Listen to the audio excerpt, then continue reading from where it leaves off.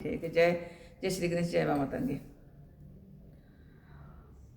जीवन जीना, जीवन जीना एक कला है, खूबसूरत कला, और हम सब कलाकार हैं। ईश्वर के रचे हुए इस ड्रामा का पात्र हैं हम लोग। सब लोग अपना अपना रोल प्ले कर रहा है। किसी को हीरो का रोल मिला है, किसी को खलनायक का रोल मिला है, किसी को किसी चीज़ का, किसी को किसी चीज़ का।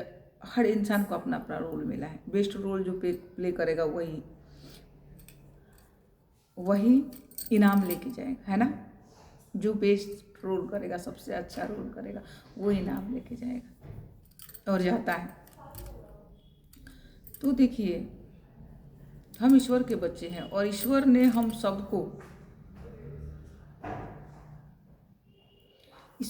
सबको एक जैसा बनाया है और एक जैसा प्यार करते हैं।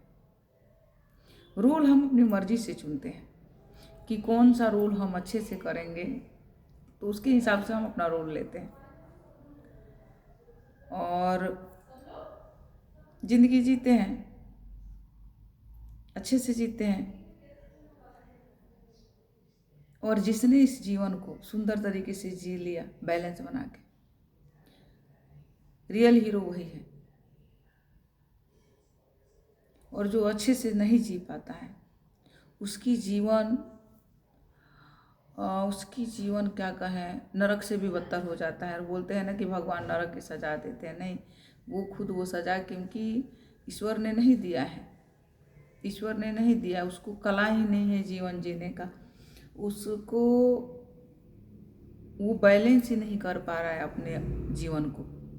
कभी किसी को बहुत प्यार दे रहा है, कभी किसी के साथ लड़ाई कर रहा है, कभी किसी के साथ झगड़ा कर रहा है, कभी मतलब हजारों प्रॉब्लम, कुछ।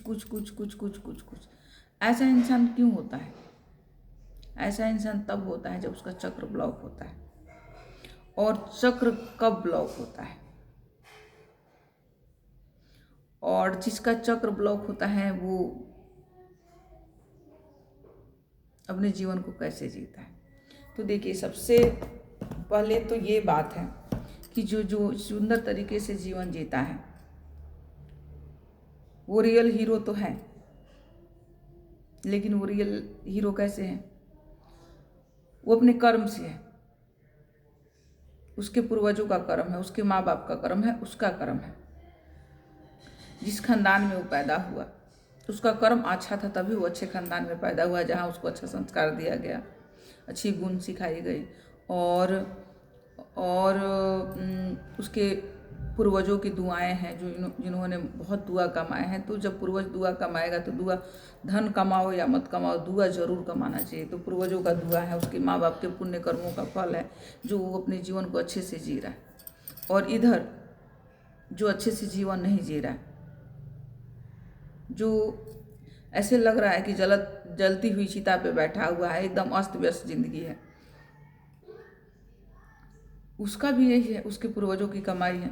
उसके पूर्वजों ने जो पाप कर्म किए हैं, उसकी सज़ा उसको मिला। उसके बाप ने जो बुरा कर्म किए है, उसकी सज़ा वो जी रहा है, वो झेल रहा है। और वो ही कलह कलेश, एकदम अस्त व्यस्त जीवन जी रहा है। मतलब जीने का कला ही नहीं पता है। किसी से बोलने, कहीं जाने में डर, किसी से बात करने में घबराहट, डर, मतलब कुछ भी उसके अंदर, कुछ भी, कोई भी गुण नहीं है, कोई भी शक्ति नहीं है। वो कलाहीन इंसान है। बोलते हैं ना कि ईश्वर ने श्री कृष्ण जी को बताते हैं ना कि कृष्ण जी 16 कला संपन्न थे। उसके बाद में धीरे धीरे कला कम होने लगी। ये कलयुग है, इसमें बस 2-4 कला, 1-2 कला भी जिसके अंदर है ना, वो महान इंसान बन के जीवन जीता है, अच्छे से जीवन जीता है। और जिसके पास कोई कला ही नहीं है, कलाहीन व्यक्ति, जिसके पास कोई भी कला, मतलब कोई भी गुण नहीं है उसके अंदर, न बात करने का, ना खाने का, ना सोने का, ना रहने का, कुछ भी, कोई भी तरीका, उसके अंदर कोई भी गुण नहीं है, वो कलाहीन व्यक्ति है। वो कलाहीन कैसे होता है? वो कलाहीन इसलिए होता है कि उसका सारा चक्र ब्लॉक हो गया है, काम ही नहीं कर रहा है। जो हमारे 7 चक्र होते हैं ना, तो उसका सारा चक्र ब्लॉक है। ये चक्र ब्लॉक क्यों होता है? ये चक्र 2-3 तरीकों से ब्लॉक होता है। ये एक तो बद्दुआ से, हमारे पाप कर्मों की वजह से पूरा चक्र हमारा ब्लॉक हो जाता है। बद्दुआ से, हमारे पूर्वजों के गलत कर्म की वजह से हमारे माता पिता के गलत कर्म की वजह से उनके ऊपर जो बद्दुआएं हैं वो भी लग जाता है। इसकी वजह से हमारा सारा चक्र ब्लॉक हो जाता है। और इसी ब्लॉक, जब ये चक्र ब्लॉक, और इसी ब्लॉक चक्र में, क्योंकि ये चक्र हमारे जो शरीर, मशीन रूपी शरीर है, इसका इंजन है, वही पूरा इंजन ही ब्लॉक है, पूरा इंजन ही बंद पड़ा हुआ है। तो आप अपने जीवन को सुंदर तरीके से कैसे जियोगे? नहीं जी सकते हैं। तो सुंदर तरीके से जी नहीं सकते हो तो आपकी ज़िंदगी में उथल पुथल, हजारों परेशानी, जबकि कोई परेशानी नहीं है फिर भी, मतलब वो कहावत सुना है ना कि आ बैल मुझे माँ, ये वाली बात है कि उस इंसान के पास कोई काला नहीं है, ईश्वर की कृपा है सब कुछ, लेकिन उसको जीने ही नहीं आ रहा, उसको यूज ही करने, सब भरपूर है लेकिन यूज करने नहीं आ रहा, वो सब अस्त व्यस्त करके, और मतलब ऐसे आप लोग समझ रहे होंगे क्योंकि बहुत लोग आपके आसपास में ऐसे लोग होंगे। तो ये जो बद्दुआएं हैं ना, बद्दुआएं ही जिंदगी को तहस नहस करती। आपने देखा है कभी रोड के किनारे भिखारियों को देखा है? आप देखिए कभी कभी आप देखना, ऐसे ही कोई आते जाते आपको कोई ऐसा व्यक्ति आपके नज़र के सामने से निकलेगा कि उसको देख के लगेगा कि ये बद्दुआ से ग्रसित है, शकल सूरत सब कुछ अच्छा भला है, लेकिन इतनी बद्दुआएं हैं उसके ऊपर को डरावना लग रहा है। और जितने लोग भी डरावने लगते हैं इस धरती पे, क्रूर टाइप के डरावने, वो सब लोगों ने इतना उनके ऊपर बद्दुआ है, इतना उनके ऊपर बद्दुआ है ना कि अब वो दिखने लगा है। तो इसीलिए बद्दुआ बहुत ही बुरी चीज़ है और इस बद्दुआओं से बचना बहुत ज़रूरी है। इससे बचिए और पुण्य कर्म कीजिए, और पुण्य कर्म करने से अपने और अपने पूर्वजों के किए हुए गलतियों को, गुनाहों को, की हुई गलतियों और गुनाहों को ईश्वर से पुण्य कर्म के द्वारा समाप्त करने के लिए प्रार्थना कीजिए। भगवान से सॉरी बोलिए, क्षमा मांगिए। हर दिन जैसे माला जपते हैं ना, जैसे राम राम या कृष्ण हरे कृष्ण या ओम नमः शिवाय कोई भी माला जपते हैं, उसी तरह से आपको हर दिन 108 बार अपनी गलतियों के लिए, अपने पूर्वजों की गलतियों के लिए, या जाने अनजाने में कोई भी कैसी भी गलतियों के लिए हर दिन आपको ईश्वर से क्षमा मांगनी पड़ेगी, तभी जाके क्षमा होगा। क्योंकि आपके ऊपर इतना बद्दुआ है, इतना पाप है कि वो आपको तो बर्बाद कर ही रहा है, आपके बच्चों को भी बर्बाद कर रहा है, आपकी आने वाली पीढ़ी को भी बर्बाद कर रहा है। तो इस चीज़ को समझिए, समय रहते हुए अगर आप समझ जाएंगे तो बहुत बड़ी बात नहीं है, बहुत बड़ी बात नहीं है, क्योंकि हम इंसान हैं, ईश्वर ने हमें सोचने समझने की बुद्धि दिया हुआ है, अच्छा काम करने के लिए सुंदर मन दिया है, सुंदर विचार दिया है। अपने विवेक को जागृत कीजिए और सब कुछ अच्छा करने की कोशिश कीजिए कि अच्छा ही करना है, पुण्य कर्म ही करना है। और पुण्य कर्म बताने वाली तो बात है नहीं, क्योंकि सभी को पता है कि पुण्य कर्म क्या है। और सबसे जो जरूरी है वो है कि दूसरों से ईर्ष्या द्वेष जलन अहंकार इन सब चीज़ों का त्याग कीजिए और सभी की खुशी में खुश होइए, सभी की खुशी में। फिर देखिए, क्योंकि आप हल्के हो जाओगे। होता क्या है ना कि हमने खुद ही अपने जीवन को भारी बना दिया है, हमने खुद ही अपने जीवन को इतना भारी बना दिया है कि थका थका सा महसूस होता है, लगता है कि कुछ है ही नहीं जीवन में, बेकार है। क्यों बेकार है? वही जीवन किसी दिन आपको बहुत अच्छा लगता है कि अरे आज का दिन कितना अच्छा हुआ, और वही जीवन किसी दिन आपको बेकार लगता है। क्यों लगता है? क्यों बेकार लगता है? क्योंकि आप जल रहे हो कहीं ना कहीं, किसी न किसी बात से जल रहे हो, अंदर ही अंदर, और वही चीज़ आपको थकाता है। क्योंकि हमारी जो सोल है ना, वो शांति मांगता है, उसको शांति चाहिए। देखिए कहते हैं ना, कभी कभी होता है ना ऐसा कि जैसे आपस में दो लोग जब बहस करते हैं और बहुत बात बढ़ जाती है, तो क्या होता है, अरे जाओ ना, मेरे को शांति से रहने दो, ऐसे बोला जाता है ना कि जाओ जाओ मुझे शांति चाहिए। क्यों?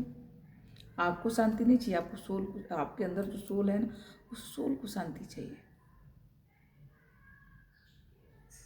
तो उसको शांति चाहिए। और सबसे बड़ी बात है कि जब आप शांत रहोगे, स्थिर रहोगे, तो शांति से उस स्थिर में ही आपका बुद्धि जो काम करता है ना, आप कुछ भी कर सकते हो। और आप बिना बात के घबराओगे, टेंशन लोगे, बेफालतू की, जब टेंशन है नहीं फिर भी आप टेंशन लोगे, तो बुद्धि काम करना बंद कर देगा। अब आपके पड़ोसी के यहाँ कुछ अच्छा हुआ तो आपको टेंशन होने लगा, भाई क्यों, ये तो गलत बात है ना, क्यों टेंशन आपको? आपको तो खुश होना चाहिए ना, क्योंकि खुशियाँ क्या है ना, खुशियाँ ऐसा है ना, खुशबू के जैसा है। उसके घर में आया है ना, तो पता ही नहीं कब आपके घर में आ जाएगा। ये इसको भी एक बीमारी ही मान लीजिए, जैसे सर्दी जुकाम होता है ना कि उसको हुआ तो उससे उसके, वैसा ही खुशियाँ भी ऐसा ही है कि उसके घर आया तो आपके घर जरूर आएगा। तो आप खुश होइए, जलिए मत, क्योंकि आप खुश होगे ना तो ईश्वर खुश होगा, और ईश्वर खुश होगा तो कब आपकी किस्मत पलट जाए कोई भरोसा नहीं है। इसलिए मैं अपने हर वीडियो में यही बोलती हूँ कि पुण्य कमाइए, पुण्य कमाइए, पुण्य कमाइए। क्यों? क्योंकि मुझे पता है, और मुझे क्या सभी को पता है कि पुण्य करना बहुत ज़रूरी है। और पुण्य ऐसा पुण्य नहीं कि उठा के किसी को पैसा दे दिया, सब कुछ दे दिया, सब कुछ दान कर दिया, ये कर दिया, वो कर दिया, नहीं। पहले तो अपने विवेक को जागृत कीजिए, अपने आत्मा को जागृत कीजिए, अपने अंदर के ईश्वरीय तत्वों को जागृत कीजिए, और अपने चक्रों को जागृत कीजिए, और विचार कीजिए कि कौन, मतलब कैसा पुण्य, कैसा पुण्य करना चाहिए, कौन सा पुण्य।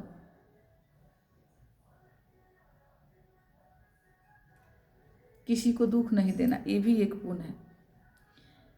किसी से ईर्ष्या द्वेष जलन नहीं रखना, ये भी है। और मैं ये तो आपको मैं बता नहीं सकती हूँ कि अगर सचमुच में आपने ये कर डाला,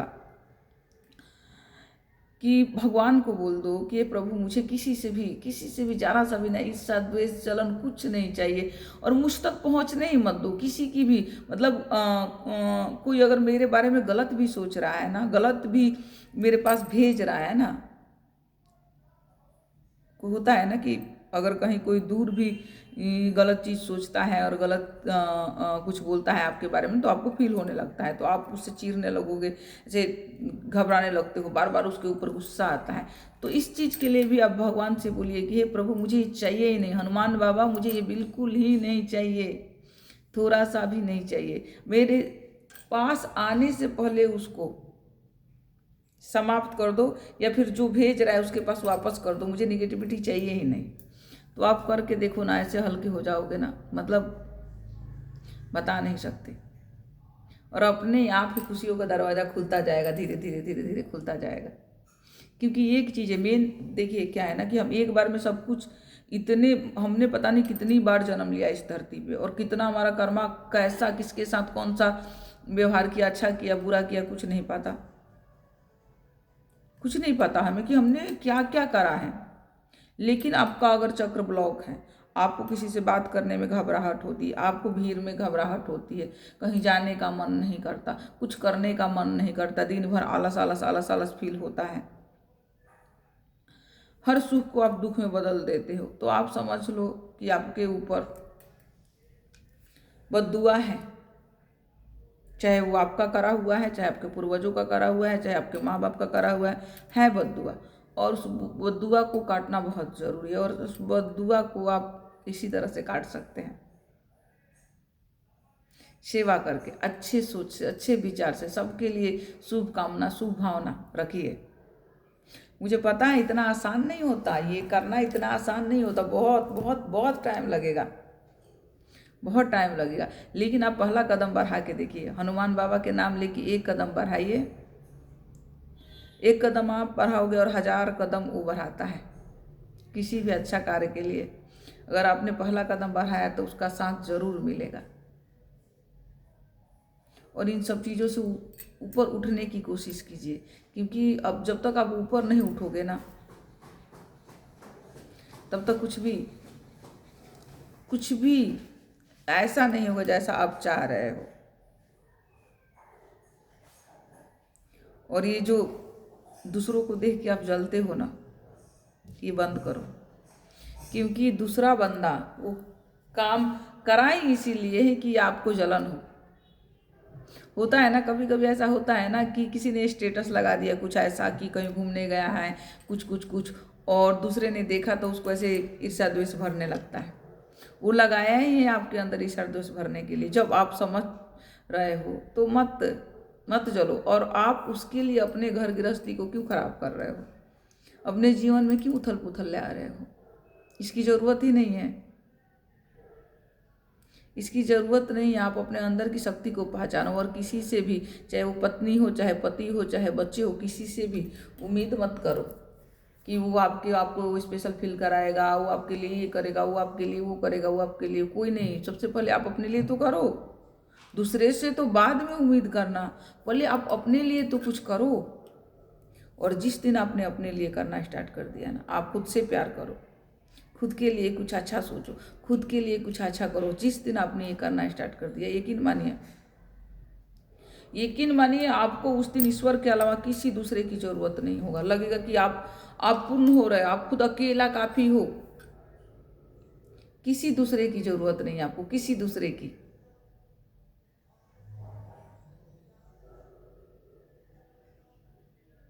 जैसे जैसे आपके अंदर की शक्तियां जागृत होने लगेगी, आपका चक्र जागृत होने लगेगा, आप पूर्ण होने लगोगे। और जो आप ये चमचाई करते हो ना लोगों की, कि आपके बुरा समय में वो काम में आ जाएगा, वो काम में आ जाएगा, वो काम में आ जाएगा, ये सब करना आप बंद कर दोगे।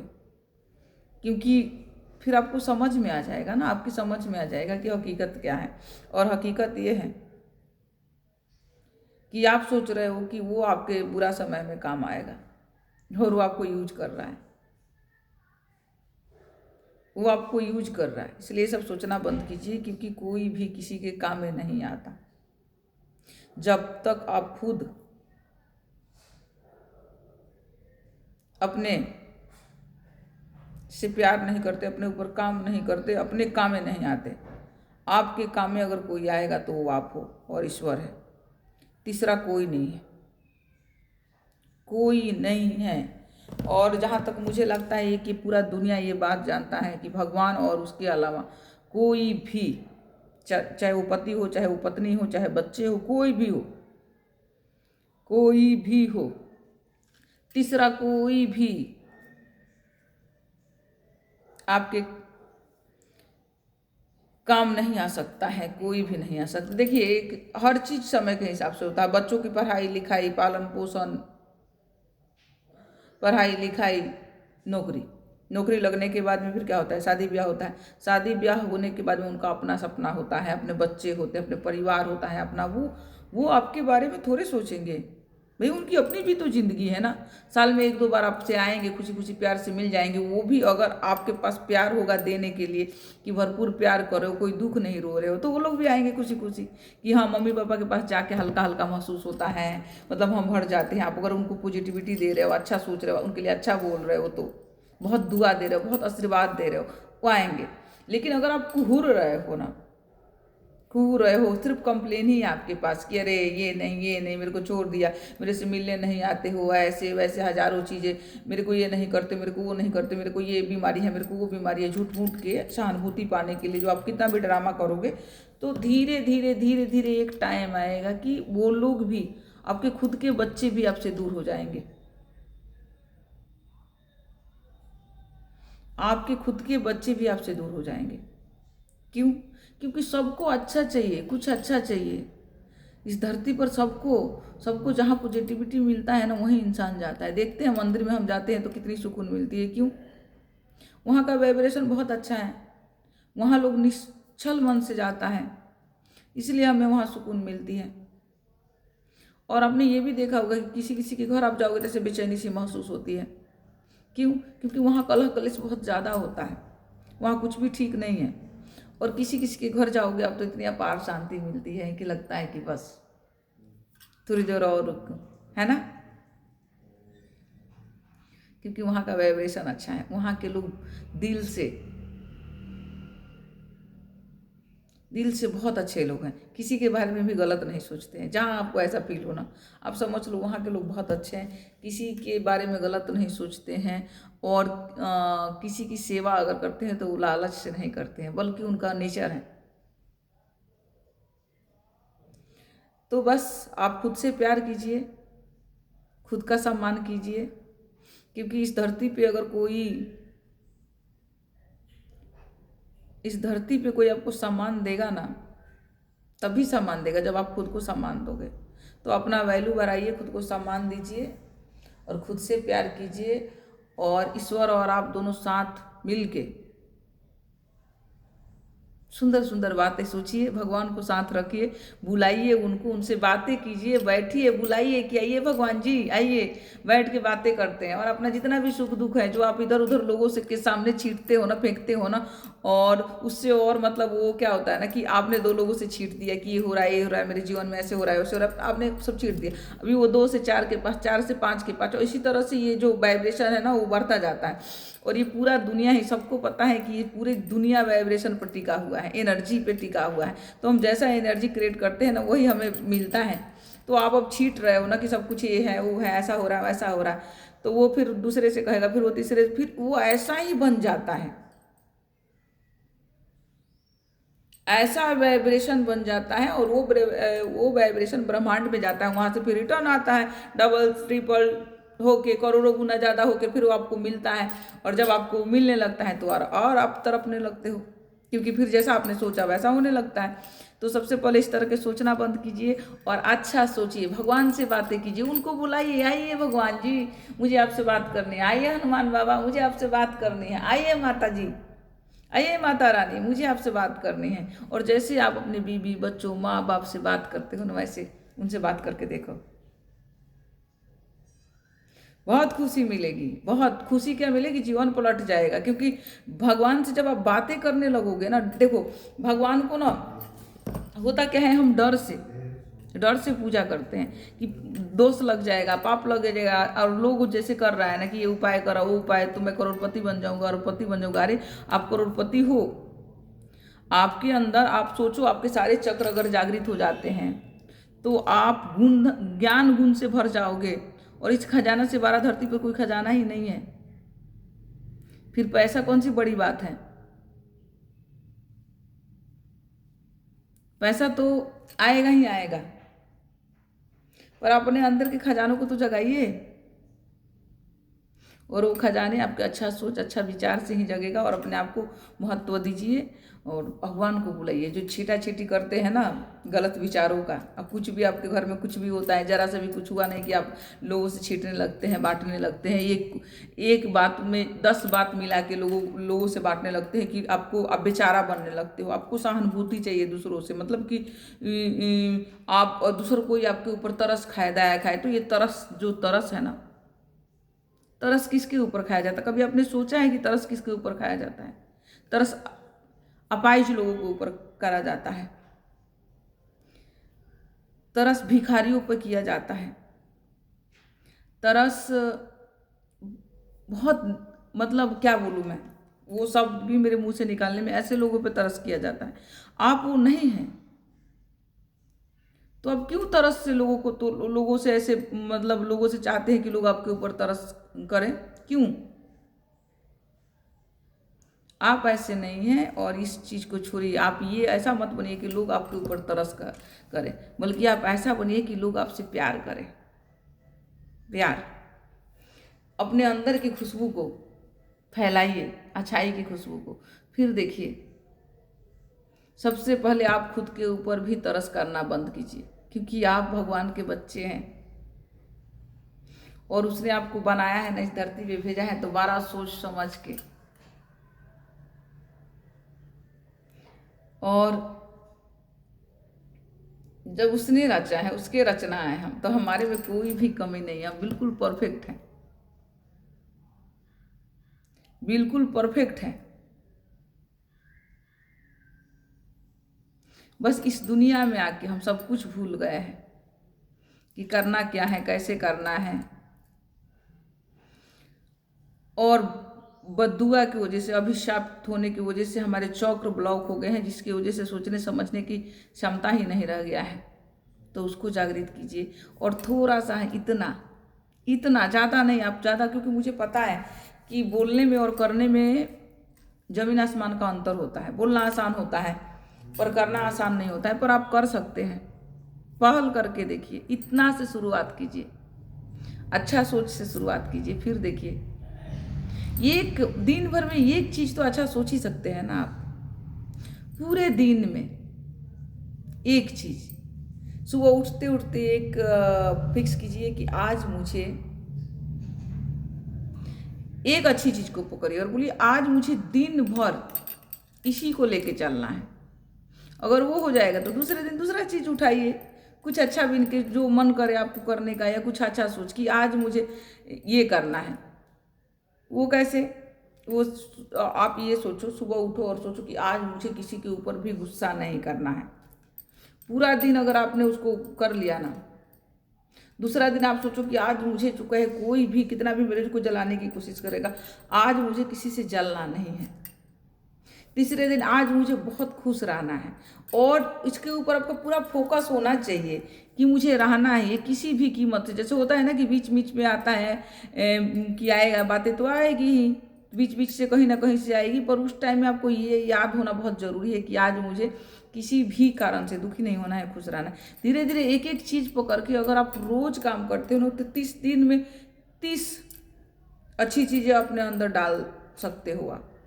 और जब आप अच्छी चीज़ें डालने लगोगे ना अपने अंदर, तो बुरी चीज़ अपने आप निकलने लगेगी, अपने आप।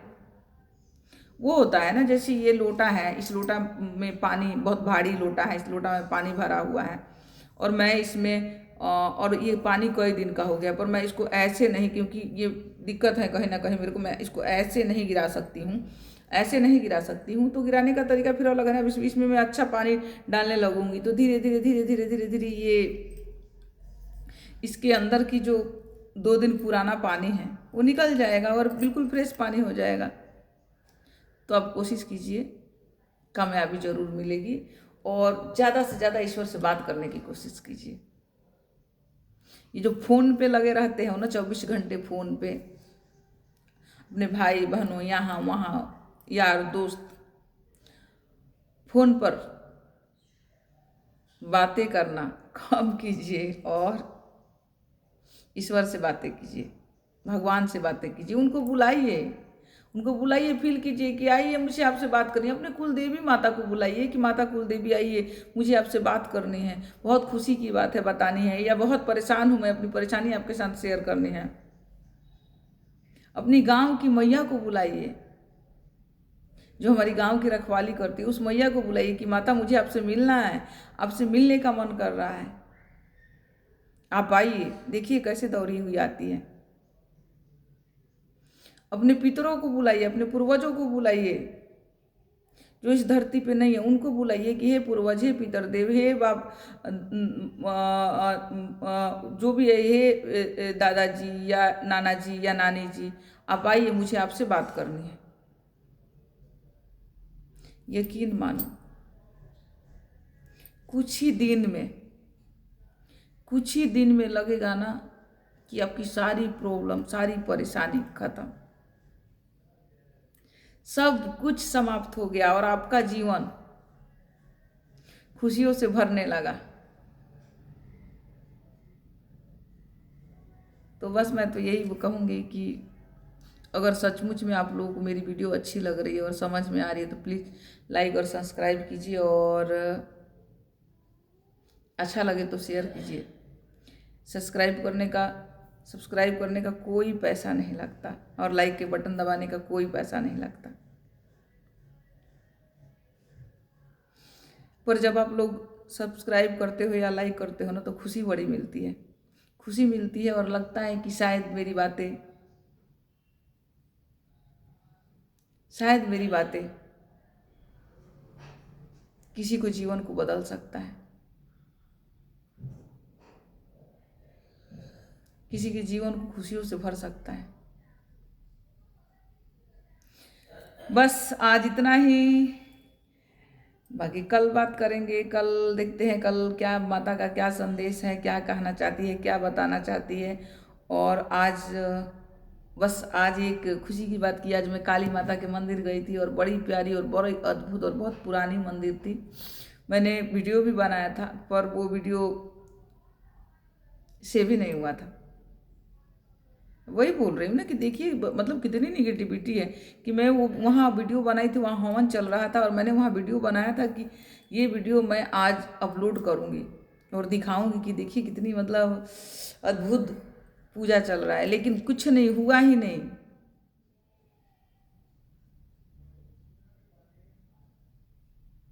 लेकिन फिर भी माता काली की ऊर्जा आप तक जाएगी और सभी नेगेटिविटी आपकी दूर होगी, क्योंकि मैं यहाँ माता को अपने अंदर बैठा के ही आपसे बात कर रही हूँ, तो माता काली की ऊर्जा आप तक जरूर जरूर जरूर जाएगी।